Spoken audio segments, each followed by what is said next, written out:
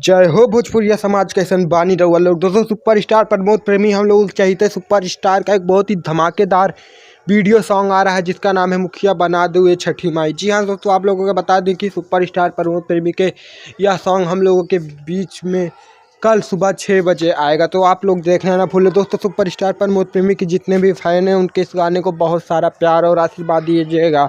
दोस्तों आप लोगों को बता दें कि सुपरस्टार प्रमोद प्रेमी के इस सॉन्ग के राइटर हैं कृष्णा बेदर्जी जी, जो कि काफ़ी फेमस राइटर और सुपरस्टार प्रमोद प्रेमी के सभी गानों को अक्सर वही लिखते हैं। और दोस्तों इस गाने में म्यूजिक आर्या शर्मा का है, जो कि बहुत ही तहलका मचाने वाला म्यूजिक होता है।